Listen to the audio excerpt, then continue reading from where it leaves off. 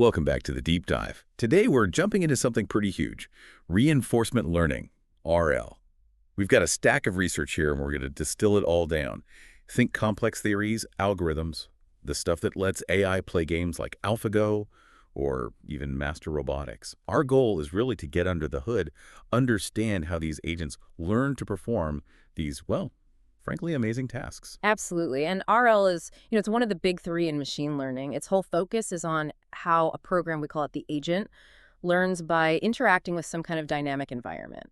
The key thing is it's trying to achieve a goal, but nobody's giving it a step-by-step instruction manual. It learns through basically trial and error. Right, and that core loop is super interesting. The agent does something, takes an action. Yeah. And the environment responds. It gives feedback, maybe a reward, or sometimes a punishment if it messes up. And the agent's job is to figure out the best strategy, the optimal policy, you could say, to rack up the most reward points over time, not just for the next step, but for the long run. Yeah, and what's really cool is how closely this mirrors biology. I mean, RL basically reflects how animals, including us, learn. Think about it. Pain, hunger. Those are negative reinforcements. Pleasure, food, feeling safe. Those are positive reinforcements. The agent, computationally, is doing something very similar. It's trying to find the behaviors that lead to the best possible outcomes, the highest positive signals. Okay, so let's formalize that a bit. For this learning to happen effectively, the agent needs some kind of structure to operate within, right? Exactly. Yeah. That structure is the finite Markov Decision Process, the FMDP. Think of it as the map or the rules of the game for the agent's world. It's defined by a few key things. First, a set of possible states the agent can be in, then a set of actions it can take in each state. And crucially, when it takes an action, there's a transition, an arc. This moves it from one state to another, say state A to state B. This transition happens with a certain probability, and doing it gives the agent a specific reward, a whole sequence of these state action reward steps from a starting point to some defined end. That's called an episode. Right, so the agent runs through lots of these episodes, trying to learn the policy that gets the maximum total reward across many, many episodes. Let's make that concrete. The sources often use simplified blackjack. Good example. Your state as the agent could be your current hand total and maybe the dealer's face-up card. And the actions, pretty simple, hit or stand. But here's the catch for the agent. The reward only comes at the very end. You get +1 if you win, -1 if you lose, 0 for a draw. So you might be tempted to stand early to be safe. Mm-hmm. But the agent has to learn that sometimes taking the risk, hitting, might lead to a bigger payoff down the line, even though it feels dangerous right now. That's the long-term versus short-term thing. Precisely. That tension is central to RL. And, people have been thinking about machines that learn like this for a surprisingly long time, way before machine learning was even a common term. Oh, yeah, I saw that historical bit. It's fascinating. Like, back in the early 1960s, Raytheon built this machine called the Cybertron. Right. The Cybertron. It was designed for things like analyzing sonar signals, or maybe ECGs, basic pattern recognition, but with a learning twist. And how did it learn? Pure early RL. The machine made a guess, and a human operator watched. If the guess was wrong, the operator pushed an error button. A literal punishment signal. Exactly. That button press was negative reinforcement. It forced the Cybertron to adjust its internal settings. It's kind of wild to think that core feedback idea is still fundamental 60 years later in systems like AlphaGo. Okay, so bringing it back to modern methods, the core problem is solving this behavior problem. Right. Maximizing that expected cumulative return. How do we actually do that? What are the main strategies? Well, the foundational approaches sort of fall into three buckets, mainly based on how much you assume the agent knows about its environment. The first one is dynamic programming, or DP. This is kind of the gold standard if, and it's a big if, you have a perfect model of the environment. Meaning you know exactly the probability of ending up in state B from state A if you take action X and the reward you'll get. Precisely. You need the complete rulebook beforehand. Because real-world environments are messy and enormous, DP is powerful in theory, but honestly rarely practical for RL problems. The computational cost is just too high, and we almost never have that perfect model. Okay, so DP is out for most real stuff. What if we don't have that perfect model? Then you move to Monte Carlo methods, or MC. These are completely model independent. They don't need to know the environment's rules up front. How do they learn them? They learn purely from experience. MC methods run through a whole episode, start to finish. Then they look back at the total reward they got during that specific run. To figure out how good a particular state is, they just average the total rewards collected after visiting that state, across many, many episodes. Simple idea. Just average the outcomes. But I guess the drawback is you have to wait until the very end of the episode to learn anything. Exactly. That makes convergence really slow. If an episode involves thousands of steps, you only get one update data point at the end.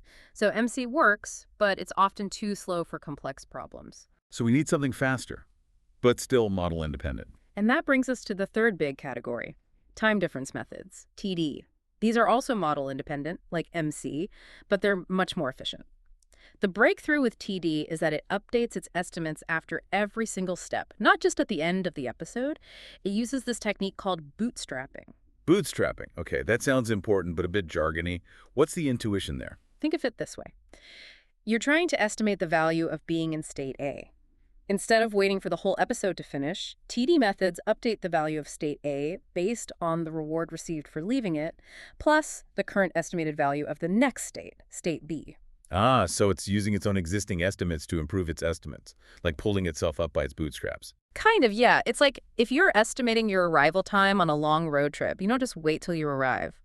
After the first hour, you might update your total ETA based on how that first hour went, using your previous estimate for the rest of the journey. You're constantly refining your prediction based on immediate feedback and your current best guess about the future. Okay, that makes sense. Updating immediately using current best guesses. That sounds way faster than waiting till the end, like Monte Carlo. It is. Much faster.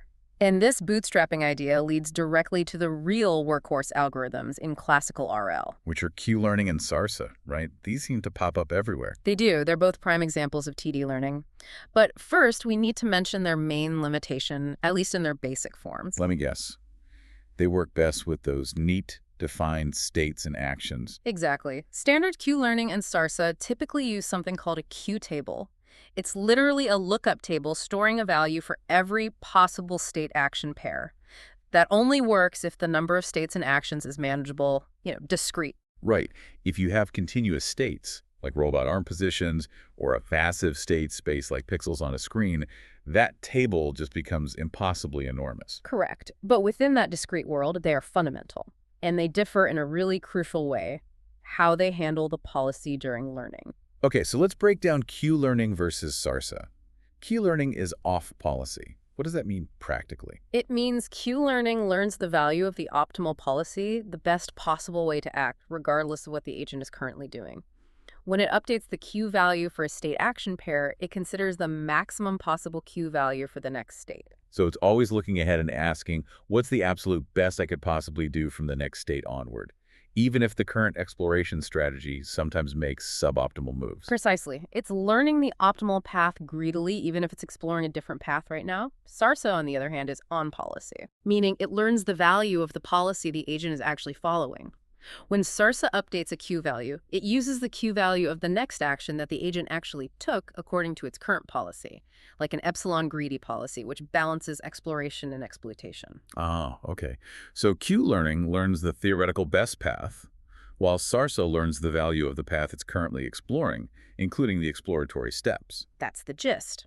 The trade-off is interesting. Q-Learning can directly learn the optimal policy, which is great. But because it's always chasing the maximum, it can sometimes be unstable or learn policies that are risky if exploration is needed. SARS is generally more stable and learns a safer, near-optimal policy that explicitly accounts for the exploration the agent is doing. Got it. Q-Learning is the ultimate optimist. SARSA is more pragmatic. But both, in their basic form, hit that scaling wall with large or continuous spaces. They do. And that's where deep reinforcement learning, DRL, comes in. The big idea is to replace that Q table with a deep neural network, a DNN. So instead of a giant table, you have a network that approximates the Q values. Exactly. The most famous early example is the Deep Q-Learning Network, DQN. It essentially takes the Q-learning algorithm, but uses a neural network to estimate the Q function, Q dollars. The network takes the state, like screen pixels, as input and outputs the estimated Q value for each possible action. And the key innovation that made DQN stable was experience replay, right? Why was that so important? Massively important. See, if a neural network learns from experiences sequentially as they happen, the data is highly correlated. Like if you're playing breakout and miss the ball, the next dozen frames might look very similar. Training on that correlated data makes the network unstable. It gets stuck focusing on one type of situation. Right. Experience replay fixes this. It stores the agent's experiences, Yeah. state, action, reward, next state, in a big memory buffer. Then for training, it samples mini batches of experiences randomly from this buffer. This shuffling breaks the correlations and stabilizes the learning process dramatically. Okay, so DQN uses deep learning for value estimation. Yeah. But there's another whole approach, isn't there? Policy gradients. Yes, a fundamentally different approach. Instead of learning value functions, like Q values, policy gradient methods try to directly learn the policy itself. They parameterize the policy with parameters, let's call them theta, and then adjust the theta to maximize the expected total reward. So you're directly optimizing the decision-making rule. Exactly. The classic example is reinforce. It's a Monte Carlo-based policy gradient method. It runs an episode, sees the total reward, and then adjusts the policy parameters to make actions that led to high rewards more likely and actions that led to low rewards less likely. Well, wait, if it's Monte Carlo-based, doesn't it still have that problem of high variance and slow updates? Only learning at the end of the episode. It does. High variance is a major issue for basic policy gradient methods like reinforce. The updates can be really noisy. And even worse, a single bad update step could potentially wreck the policy, sending performance plummeting. That sounds unstable. How do you fix that? One important technique is TRPO, which stands for Trust Region Policy Optimization. The core idea is to constrain how much the policy is allowed to change in each update step. A trust region, like putting guardrails on the updates. Kind of. It mathematically ensures that the new policy doesn't deviate too drastically from the old one. It keeps the updates within a trusted region, preventing those catastrophic drops in performance and leading to much more stable learning. Okay, so we have value-based methods like DQN and policy-based methods like reinforce and TRPO. It seems like the next logical step would be to combine them. And that's exactly what happened. We get actor-critic methods. These are really powerful hybrid approaches. You essentially have two components, often two neural networks. The actor is the policy network. It decides which action to take, usually updated using policy gradient techniques. The critic is a value network. It estimates the value function, like the Q function or state value function, and evaluates how good the actor's actions are. So the critic critiques the actor. Pretty much. The critic provides a lower variance signal to help train the actor more efficiently than pure policy gradient methods. It tells the actor, hey, that action you just took in that state, it was better, worse than expected. This feedback loop leads to faster convergence and more stable learning. ADC and A3C are common examples. And you mentioned DDPG earlier, deep deterministic policy gradient. Where does that fit? DDPG is an actor-critic algorithm specifically designed for environments with continuous action spaces. Think controlling a robot arm's precise joint angles, not just discrete up, down, left, right. It cleverly adapts ideas from DQN to act as the critic in an actor-critic setup for these continuous domains. Okay, we're getting into some advanced territory now. What's considered the state-of-the-art, or at least a major recent development? One of the really exciting directions is soft actor-critic, or SAC. It builds on actor-critic, but introduces a concept from information theory, maximum entropy reinforcement learning. Maximum entropy. Making things more random. Doesn't that seem counterintuitive if you want an optimal policy? It sounds like it, but it's actually incredibly powerful. The objective in SAC isn't just to maximize the cumulative reward, but to maximize reward plus the entropy of the policy. Entropy here measures the policy's randomness. So you're explicitly encouraging the agent to act randomly. Why?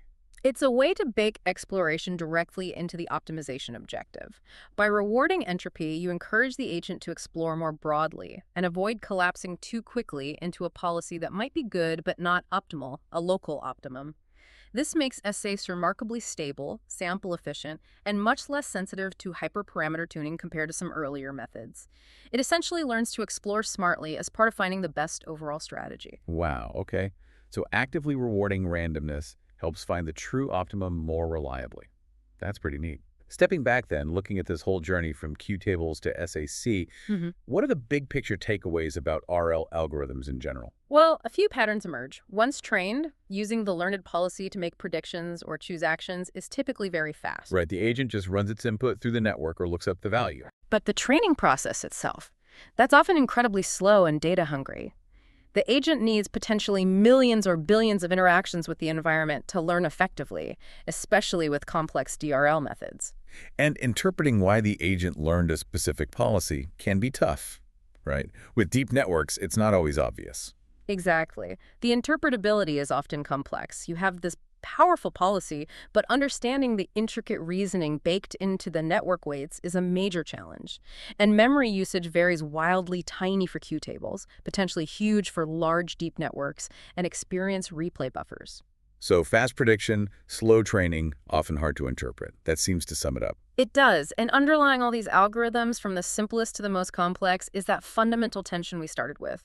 The trade-off between exploitation using the best strategy found so far and exploration trying new things to potentially find even better strategies. It's the core challenge. It really is. And the progression of these algorithms, especially towards things like maximum entropy and SAC, suggests something profound. It shows that systematically building in a drive to explore, to try something new, even when you have a good strategy, might be the most robust way to achieve truly optimal long-term learning. Which leaves a final thought for you, listening.